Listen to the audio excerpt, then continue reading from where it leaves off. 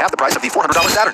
The 64 stood for its 64-bit processor. It still used cartridges, but the games were legendary. Super Mario 64, Ocarina of Time, GoldenEye 007, Super Smash Bros., Banjo-Kazooie. The hits kept coming. While the Saturn shined mostly with 2D games, the N64 was built for 3D, which most gamers were interested in.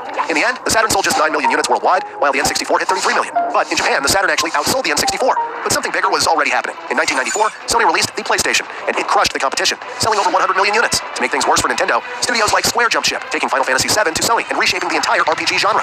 Sony also offered cheaper CD production and fewer licensing restrictions, pulling even more developers away from both Sega and Nintendo. The Nintendo versus Sega war was fading, and a new giant had entered the fight. But the battle wasn't over just yet. Sega's final gamble came in 1998 with the Dreamcast, and it was a bold one. It was a console way ahead of its time, the first with a built-in modem for online play.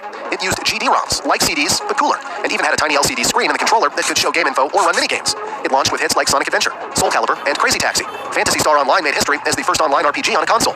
All of this for just $200.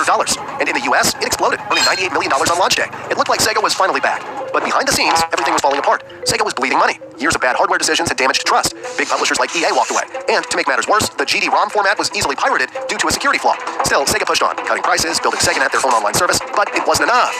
They lost $400 million in 1999, another $417 million in 2000, and by 2001,